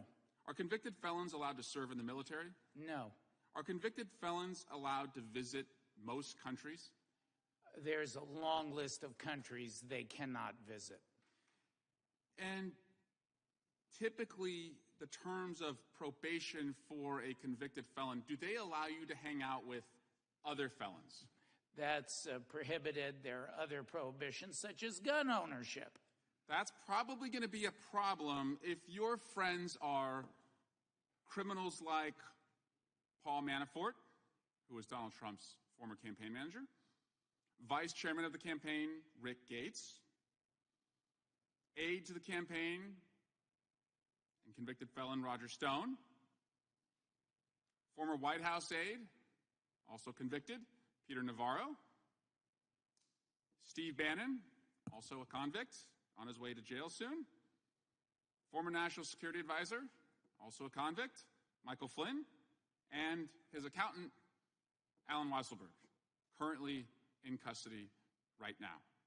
But this is the person who you all chose to hang out with this morning, delaying the original start time of our hearing, because rather than getting work done for people who need us to work, you chose a felon over helping families. We're going to flip that, and we're going to choose families over felons, and I yield back. Gentleman yields back. Gentleman yields back. Who seeks recognition? The gentleman from California is recognized. If the MAGA impeachment investigation was a missing person, we'd all have Amber Alerts on our phones a long time ago. And that's what this is really about. They promised you that they were going to have the goods to impeach the president, and they failed. They came up short. You've got nothing, nada, zilch, zero. It's a big goose egg. And so you're just screwing around now on the margins with this batting practice, exhibition, preseason game like exercise because you're not ready for prime time. I'll yield to anyone who'll tell me when you're bringing your impeachment vote. If anyone wants to tell me, because you promised the American people you were going to impeach President Biden. So bring it. I'll yield. Bring it. Come on. You promised the American people. Bring it. Don't screw around with this I'll be glad stuff. to speak to that. Yeah. Do you have a vote, Mr. Bishop? Yeah. Okay, make the motion. Here's make the the answer. motion. Here's the answer. Make the motion. No, Come on. you didn't ask me to Come make a on, motion. big You man. asked me to You talked explain about when this it would all the occur. time. You want me to Come answer on. you? Was it a question you're you want to a big answer? man, right? You talk about impeaching the president. Bring the motion. I'll be glad to answer your Come question on. if you want an Bring answer. the motion. You Come mean on, you don't Biggs. want an answer? Come on, Biggs. Bring the motion. Stop wasting our time. You're wasting our time. Here's the answer. You're As soon as wasting they our time. stop Bishop, come stonewalling on. the investigation, Bishop, we you can get got to the next nothing. step. You guys got nothing because Joe Biden has been acquitted. And this is just a pathetic post-game of a exercise that yielded nothing. This is embarrassing. It's embarrassing and it's a waste of time. You have people sitting in here who are wearing shirts that say moms demand action. Do you think moms are demanding impeachment? No. They want their kids to be safe in their classroom from gun violence. You actually sit on a committee that can do that. Man, come here and do something. You have a colleague right now who's trying to put the Attorney General in handcuffs with this Anna Paulina lunacy because she can't accept that the former president was arrested and convicted. In her own district, she has some of the highest home ownership insurance rates in the country. Her state has a 6-week abortion ban. And this is the lunacy that she's coming here and focusing on? Guys, it's over. It's dead. It's rigor mortis. And it's time to move on. I yield back. Thank you, Mr. Chairman. I move to strike the last word. Gentlelady's recognized. A lot of incorrect things have been said here, and it's really very challenging to deal with all of them. I will say that as to the January 6th committee, a number of courts considered the question of whether it was properly constituted, and all of them found that the committee was properly constituted. We did issue subpoenas to members of Congress who did not comply. We did not refer those matters to the DOJ, primarily because of Article 1, Section 5, which says that each House should determine the rules of its proceedings and punish its members for disorderly behavior. And we thought that was the more appropriate response rather than referring to a separate branch of government. I think clearly this subpoena this effort does not comply with the rules, with the four-pronged test of the Missouri standard, with the required consultation. It's defective, and therefore it leads me to the strong suspicion that there is a political purpose for this. At this point, I would like to yield to my colleague from California, Mr. Swalwell. I thank Ms. Lofgren. I can't let go that one of my Republican colleagues just stated that the boxes containing national security secrets that were seized at Mar-a-Lago were stored in a safe manner. Quote, stored in a safe manner. This is the bathroom at Mar-a-Lago with over a dozen boxes of national security secrets that were stored in a safe manner. My friends, you are living on Fantasy Island. That's where cults live, so that makes sense. But this bathroom is a mess. This committee has been a mess, and this Congress is a mess. This is not stored in a safe manner. It's delusional to say that. But let's talk about the witness you're seeking to hold in contempt today, because that person is a ghostwriter. That's where we have now landed in this long investigation. We're going to hold in contempt a ghostwriter. And why are they seeking a ghostwriter? Because they have literally run out of people to support their baseless, false, completely meritless allegations. I'll walk you through some of them. We saw in this committee, Durham. Mr. Durham was brought here. He was appointed by Donald Trump, kept on by the Biden administration, and he brought 0 indictments against any of the people you alleged had done anything wrong. Then we had Mr. Hur, who was appointed by President Trump, kept on for the investigation of the mishandling of classified documents by the Biden administration, and said there was 0 legal wrongdoing by President Biden. You wouldn't let Hunter Biden testify in public. You did it in a secret location that the public was never able to see. That transcript didn't go so well for you, so you never brought him back in public. Then you had Devin Archer testify, and he said that there was no evidence of wrongdoing by Joe Biden. You brought in Tony Bobulinski, a person who would best be remembered for suing his cancer-ridden father's charity. Then there was Alexander Smirnov, who had the smoking gun about all of the Biden corruption. He's not available because he has been indicted for being an agent of the Russian government. There was Mr. Gall Luft. I'm sorry, he also can't be here today to help you because he was indicted for being a Chinese agent. Then my favorite, and you could say this is when you jumped the shark, is when you had Jason Galanis testify from prison. You zoomed a guy in from prison to try and support your investigation. Guys, in baseball, you get 3 outs and the inning's over. In football, you get 4 downs and then it's over. You're out of outs, you're out of downs. And as far as we're concerned, President Biden has been acquitted and it's game over. And I yield back to Ms. Lofgren. Thank you for yielding back, and I yield back, Mr. Chairman. Gentlelady yields back. Mr. Swalwell. Thank you. Mr.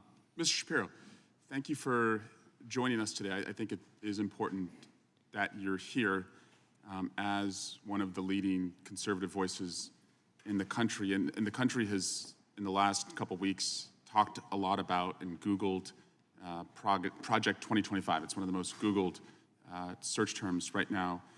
And you're not going to get any censorship from me. So I just wanted to know, from your perspective, I think it would help us understand on just like a scale of 0 to 100%, how much do you support Project 2025? I think, like President Trump, I haven't looked all that deeply at Project 2025, but it seems that Democrats on this committee, sort of like Peter Pan and Tinkerbell, if they say Project 2025 enough, their presidential candidate becomes alive again. And so, well, let's just talk about pieces of it, and I guess you can tell me if you support it. You probably want less bureaucracy, right? I do. I want less bureaucracy. You want more efficiency? I do. I want more efficiency. You want taxpayer money spent wisely? I do. Congrats on becoming a Republican. Yeah. Yeah. My parents would be proud. Mass deportations, it calls for that. Do you support that part? I support the deportation of any illegal immigrant who's in the United States who is not of benefit to the generalized American public. So if they're picking agriculture that puts food on the tables of everyday Americans, they've never committed a crime inside the United States, they didn't come across with documents, should they be deported? If they have not paid taxes and if their draw on the taxpayer benefits are larger than the contribution they are making to the economy, or if they're involved in criminal activity, they should be deported. How do we measure that? The same way that the IRS measures my income every year. It seems like if the IRS can track down every aspect of every receipt that I've ever submitted, and So they can do if they were so for willing to hundreds of pay- millions of other Americans, they can do that for illegal immigrants as well, except for the fact that no one knows how many are in the country thanks to this administration. So you would be cool with creating a system where they could pay those taxes if they wanted to and then stay and work and put food on our table? It depends on how long it would take for them to pay the taxes, and they would also have to go presumably to the back of the line, although I'm not sure why I'm testifying about immigration policy at this point. How about banning the abortion pill? That's part of Project 2025. Do you support that part? I think that that's a state-by-state issue on a personal level. I'm just fully asking you. Sure, I'm a fully pro-life person, which means that I'm not in favor of the distribution of the abortion pill. Banning same-sex marriage, what about that part? I am in favor of traditional marriage between a man and a woman, and I'm perfectly fine with anyone having any sort of voluntary sexual arrangement they seek. That's a different thing from whether the government should attach benefits to that personal relationship. But you think it's a sin to have same-sex marriage? I mean, I'm confused. Are you asking me as a religious Jew what I think about biblically? I'm just asking, is it a sin to be gay? Is it a sin to be gay? I mean, how long do we have here? 2 minutes? I mean, if the basic idea is that sexual orientation is up for government regulation, I'm not in favor of the government regulating the private consenting sexual activity of adults. That is a different thing, once again, from whether the government ought to engage in actual benefits for particular sexual arrangements that adults make. But again, just you to me, is it a sin or not? From a religious Jewish perspective, orientation is not a sin, but activity is. That's also the same perspective of most major religions, so far as I'm aware. Okay. And how about cutting Social Security? Do you support that part of 2025? I'm not sure what Project 2025's position on Social Security is. I'm in favor of the restructuring of Social Security along the lines of privatization and lowering and increasing the retirement age, because you, as well as every other congressperson, knows Social Security is going to go bankrupt, and yet everyone seems to have an interest in lying about it for the next decade and a half until we have to take austerity measures or radically increase inflation or taxes. And bans against books about slavery. Do you support that part about? Why would I possibly be in favor of bans about books about slavery? That would be absolutely ridiculous. What I am in favor of is the idea that school libraries should be able to make decisions along the lines of what exactly is appropriate for, say, a 7th grader and whether they ought to be treated to cartoons and genderqueer. That's not quite the same thing. And just because we found some receipts, you did say, I think homosexual activity is a sin. Yes, I'm a religious Jew, that's true. There's a genetic component. You found me out. Orientation. But the view of all religious people I know has always been that sexual behavior is something that is up to you. And you said, I may have a desire to sleep with many women, but I do not. I agree with me. Yes, that's true. Congratulations on your, I'm sure it's very hard to restrain yourself. Mr. Chairman, I just want to shift to Alvin Bragg. He was supposed to be here this week, and he's not coming. And Hunter Biden was supposed to testify. Now he's not testifying. We were supposed to have votes on articles of impeachment, and we didn't. And again, we're just wondering, you guys write great press releases, but the payoff seems to never come. And so I guess we will keep waiting, and we'll do hearings like this. And finally, Chairman, you cannot yell fire in a crowded theater, and that's a restriction on speech, as you have recognized before. But you can yell theater in a crowded fire, and you all can continue to do that all you want, and we'll just waste the American people's time. The gentleman's time has expired, and I remind him of the first rule of holes. When you're in one, stop digging. Chair recognizes Mr. It's very hard to restrain yourself. Mr. Chairman, I just want to shift to Alvin Bragg. He was supposed to be here this week, and he's not coming. And Hunter Biden was supposed to testify. Now he's not testifying. We were supposed to have votes on articles of impeachment, and we didn't. And again, we're just wondering, you guys write great press releases, but the payoff seems to never come. And so I guess we will keep waiting, and we'll do hearings like this. And finally, Chairman, you cannot yell fire in a crowded theater, and that's a restriction on speech, as you have recognized before. But you can yell theater in a crowded fire, and you all can continue to do that all you want, and we'll just waste the American people's time. The gentleman's time has expired, and I remind him of the first rule of holes. When you're in one, stop digging. Chair recognizes Mr. California, Mr. Swalwell, for 5 minutes of questioning. Violence has never been the answer. And I thank both of you for your service in law enforcement and testifying today. Violence has never been the answer.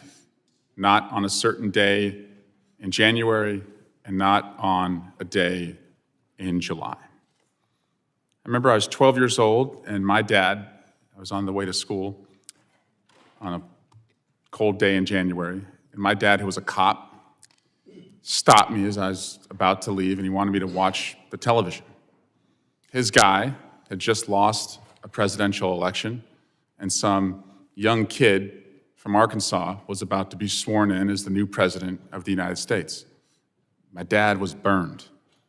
He really liked George Bush. He did not like Bill Clinton. But he told me to stop and watch the television coverage of the inauguration because he said, look at that, son. He said, that's what makes us so special. My guy lost, this guy's getting sworn in, and not a shot has been fired. That's what makes us different. Violence has never been the answer. It's despicable that somebody thought they could take a shot at the former president and change the course of history. We don't know much about the political beliefs of this individual. We know he was a 20-year-old male, registered Republican, gun enthusiast, also had researched the DNC, also had researched President Biden, also had researched Leader Hakeem Jeffries. We don't know what led this madman to try and kill the former president, but it's despicable. And the people who went to that rally deserved to hear, without violence, the candidate that they were supporting. Commissioner Paris, I'm sorry this happened to your community. I'm sorry this happened to the person who died and the persons who've been wounded. I just want to understand, though, because we are a country that is armed to the teeth, how many firearms were within the perimeter, just by back of the envelope estimate? The only firearms of which I'm aware that were inside of the perimeter were those in the possession of law enforcement. And would you estimate that was hundreds or dozens? I would only feel comfortable not having seen the Secret Service operations plan about the PSP members that were inside of the perimeter. Okay. How many rounds did the shooter fire before he was killed? Do you know? I believe that the number is 8. 8 casings have been recovered. Okay. I also understand the emotions around this assassination attempt, but I am not going to allow some, and I say some, the chairman of this committee is a serious legislator who wants answers. Some are not. And some are trying to rewrite what has happened in our country over the last 8 years, erase what happened in this building on January 6th. One member of this body in Congress said the Republican district attorney in Butler County should immediately file charges against Joseph Biden for inciting assassination. Another said Congressman Scalise, Justice Kavanaugh, and now President Trump, for years, Democrats and their allies have recklessly stoked fears, calling President Trump and others threats to democracies. Another said Democrats and liberals in the media have called Trump a fascist. They've compared him to Hitler. They've tried to lock him up. A radical shift in what has really happened in our country. In fact, the former president's current vice presidential nominee is the one who said that Donald Trump might be America's Hitler, might be a cynical a-hole, cultural heroin he's responsible for, nauseous and reprehensible. I joined the chairman in seeking unity as the antidote to political violence. Unity as the antidote to political violence. But we're not going to erase and rewrite and allow some to reincarnate themselves as victims of what happened. We can't let this ever happen again. We must arm law enforcement and have better security perimeters. But in this country, violence has never been the answer. I yield back. Gentleman yields. I'll now recognize the Vice Chairman of the committee. Gentleman from California is recognized. Which one? Oh, we'll go down the line. I'll do whatever you... Swalwell, okay. I'm sorry to each of you for the circumstances that have brought you here. I'm truly sorry that this has happened to your loved ones. And the persons responsible for the deaths of Weston, Arlene, Rachel, Kayla, and Jocelyn should die in jail and then rot in hell. That's what they deserve. I believe in security. I want barriers on our southern border at every place it makes sense. I don't want anyone to come into our country if we don't know who they are. I was a prosecutor. I'm probably one of the only persons in this room who's actually prosecuted and put away for the rest of their life some of the most violent people in our community. I'm the son of a cop. My brothers are cops. The two of them walked the beat every single day. I believe we can have security first and also address a workforce crisis and find a pathway to earned citizenship in our country. But I want to be real with you. Congress is divided, and it's hard to get everything you want. On gun violence, I want an assault weapons ban and background checks. We have a divided Congress, and so we had to settle for Republicans and Democrats coming together for the Safer Communities Act. It wasn't perfect, but it was something. And fewer kids will die in their classrooms today because Congress compromised. I want to be real with you. They don't want a compromise. Donald Trump walked away from the second most conservative Republican in the Senate offering a compromise. Don't take my word for it. Take theirs.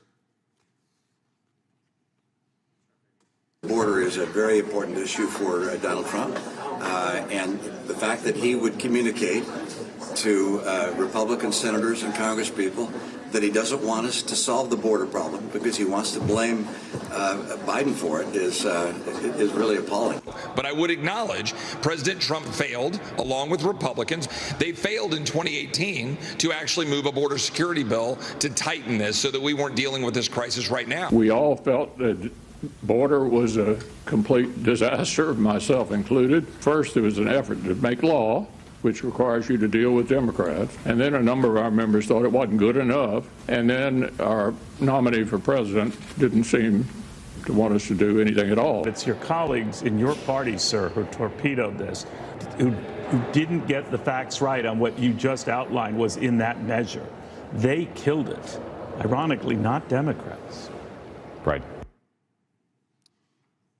Each of you came here today, not easily, but you expected a serious forum.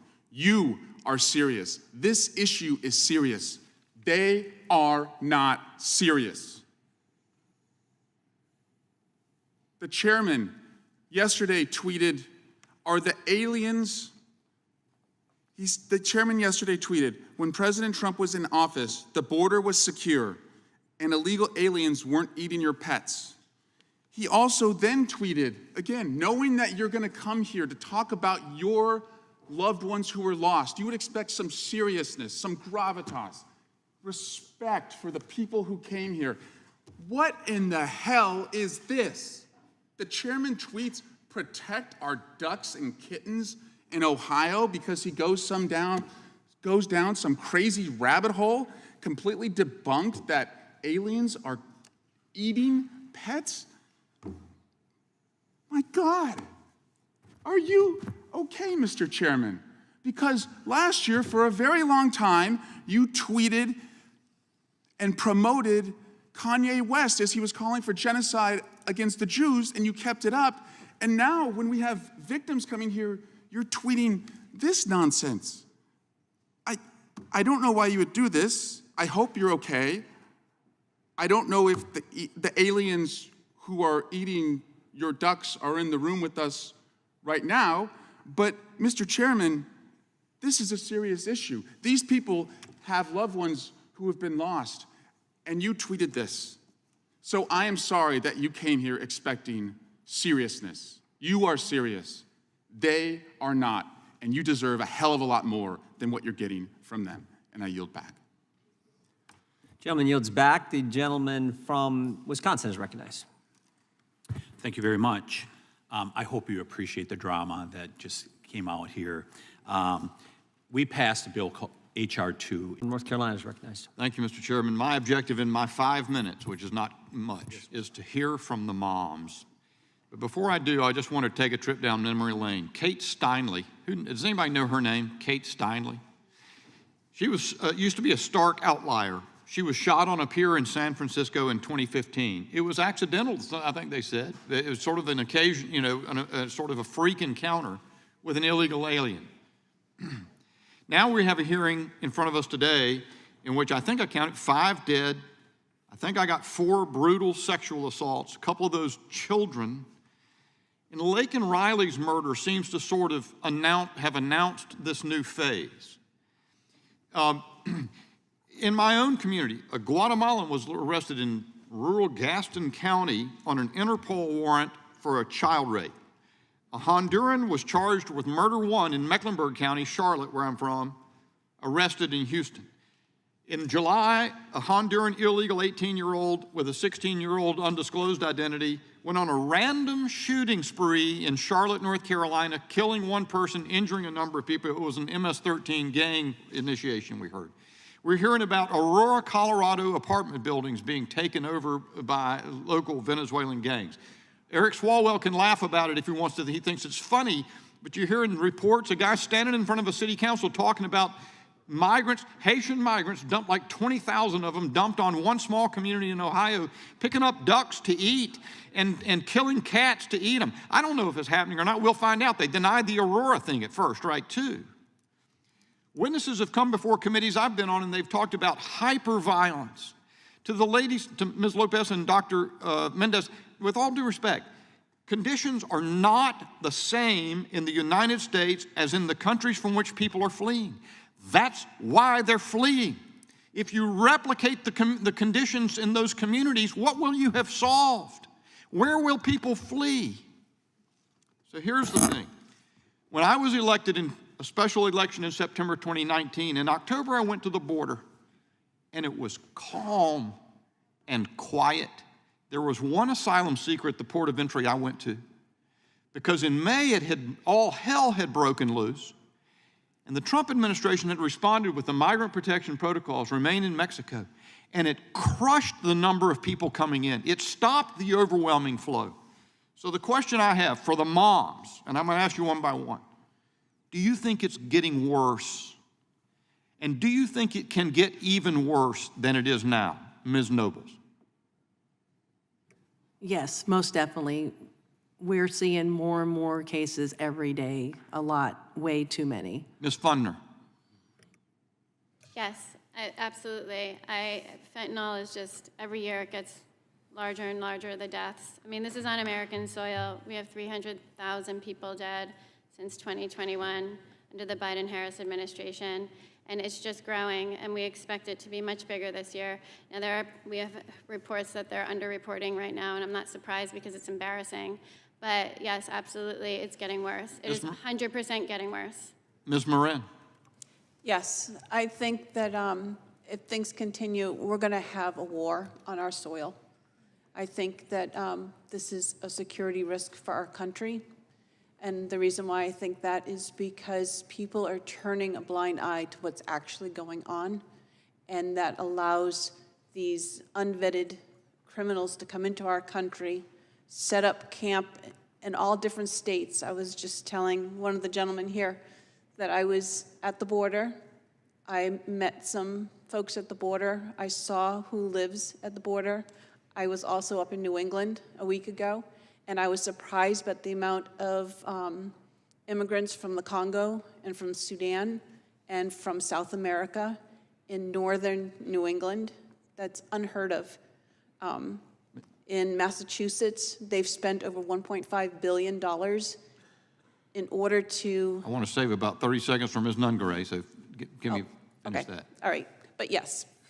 I didn't mean to cut you off, Ms. Marin. That's quite the contrary. Ms. Nungaray, how about you? Is it getting worse, and do you think it can get worse than it is? I do believe, yes, it is getting worse, and it will continue to get worse if we do not use every detention center facility bed to detain them until their immigration court hearings to confirm and make sure for us U.S. citizens that we will be safe with letting new individuals in this country, because they're taking our future, our children. They're taking people who are supposed to be making a difference in this world. It'll get worse if we don't make a difference. Ms. Aguirre, I'm going to fire off one more question. They told us that there are about 2,500 children who were separated from their parents when we heard all the uproar about that. Now I understand that there are 300,000 children who are disconnected, gone missing. What about that? To me, it clearly sees that there is more There's more worry about immigrants' well-being than Americans' well-being.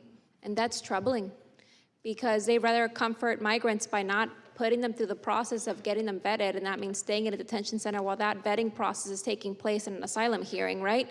So they're willing to jeopardize American lives in the process. So it almost like they have these backdoor arrangements where they're like, okay, well, we might lose some American lives. Some of them might be criminals, and we're willing to gamble with the Americans' public safety. And that's where we're at right now.